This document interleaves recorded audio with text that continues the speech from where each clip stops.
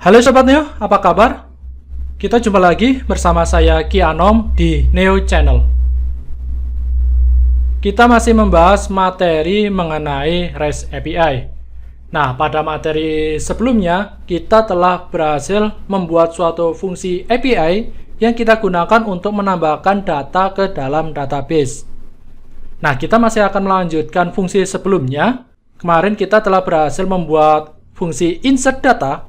Nah, pada materi di video sesi kali ini, kita akan mencoba membuat suatu fungsi API yang nanti akan kita gunakan untuk mengubah atau memperbarui data yang sebelumnya telah kita simpan di dalam database. Oke teman-teman, sekarang kita langsung saja ke materi pembahasannya. Kita akan mencoba membuat fungsi update data. Silakan teman-teman buka kembali project CI4 API-nya ke dalam VS Code. Nah, kemarin kita telah menyelesaikan fungsi untuk menambahkan data. Kita telah membuat fungsi create. Nah, mungkin untuk tambahan terlebih dahulu untuk fungsi create-nya. Nah, untuk fungsi create-nya, sebenarnya kita bisa langsung menggunakan get raw input. Nah, karena kita di sini menggunakan from URL encoded di dalam Postman-nya, sebenarnya kita bisa langsung menggunakan ini. Kita langsung buat data sama dengan this request, lalu kita gunakan get raw input. Nah, seperti ini. Jadi ini tidak perlu dan ini juga tidak perlu. Nah, jadi kita cukup menggunakan sintaks ini ke dalam fungsi create-nya. Jadi kita cukup menggunakan get raw input.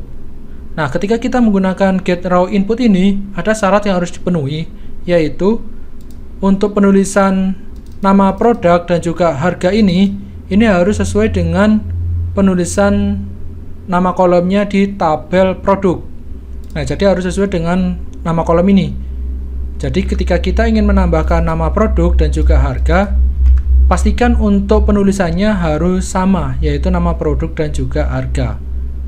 Nah, ini syarat utama ketika kita menggunakan raw input. Oke, itu untuk tambahan dari fungsi create-nya. Nah, sekarang untuk materi di video kali ini, kita akan mencoba mengubah data produk yang pernah kita input sebelumnya.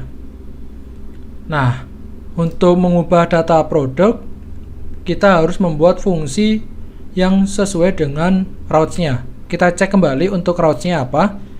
Teman-teman bisa tekan Ctrl backtick, lalu teman-teman jalankan php spark routes, enter.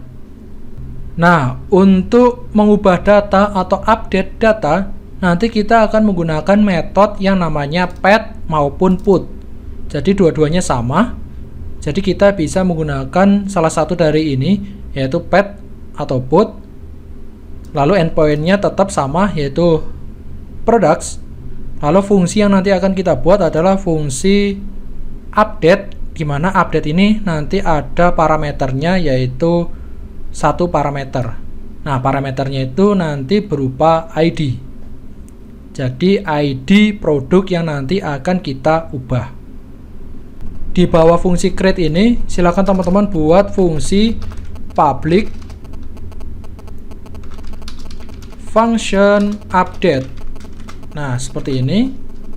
Lalu di dalam update ini, di dalam kurung ini, silakan teman-teman tambahkan ID. Ini ID produk yang nanti akan kita update.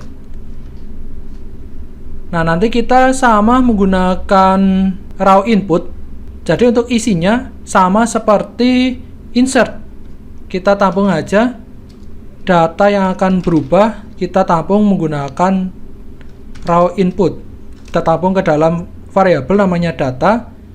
Lalu kita gunakan this request get raw input. Nah, ini untuk mengambil datanya. Oke. Untuk create kita menjalankan fungsi save.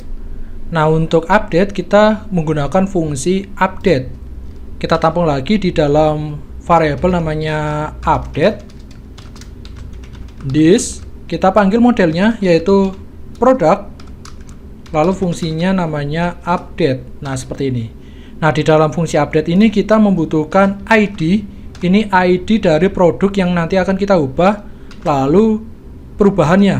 Nah, perubahannya kita tampung di dalam array data. Nah, jadi nanti ID produknya akan diubah dengan data ini. Oke, jika sudah, kita lakukan pengecekan. Nah, if update, artinya kita akan ngecek apakah update-nya itu true atau false. Jika update-nya itu true atau berhasil, kita kirimkan request yang menandakan bahwa update produk itu berhasil dilakukan.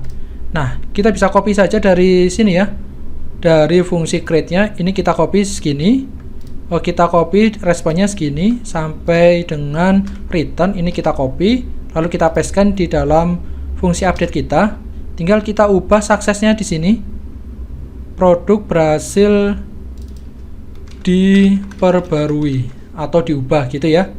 Nah, untuk responnya kita gunakan respon update. Nah, jika teman-teman masih ingat di pertemuan sebelumnya mengenai tambah data, kita melihat isi dari respon thread-nya. Nah, salah satu respon thread yang bisa kita gunakan untuk update ini, kita gunakan respon update. Nah, responnya ini kita masukkan ke dalam sini. Nah, oke. Lalu jika update-nya itu gagal, kita else-kan ini saja.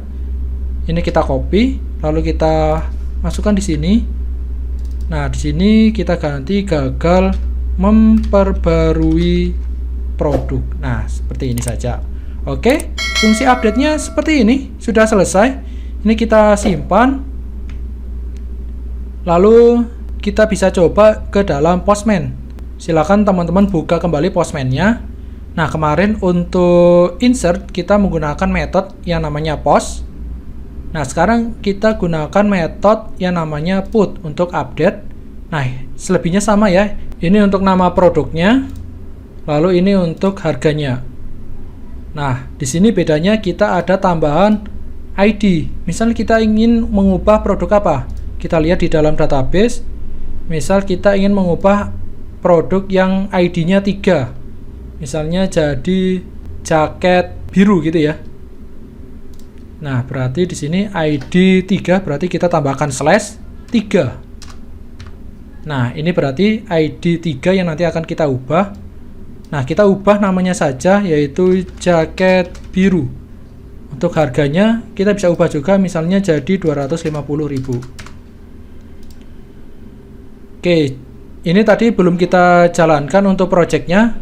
Nah, jangan lupa projectnya teman-teman jalankan. Silakan teman-teman ketikkan php spark short, enter. Nah, projectnya sudah jalan. Kita kembali ke Postman. Nah, sekarang teman-teman silakan tekan send.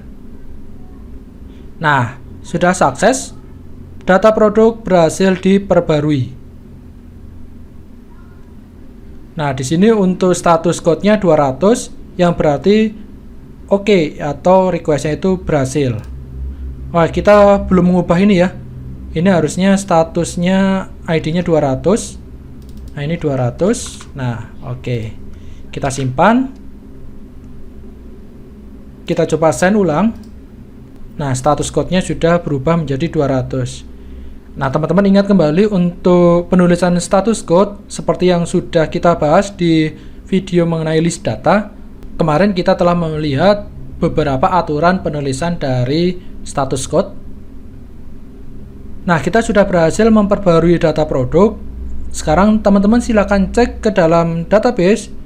Teman-teman buka SQL log-nya. Harusnya tadi yang ID 3 berubah jadi jaket biru ya.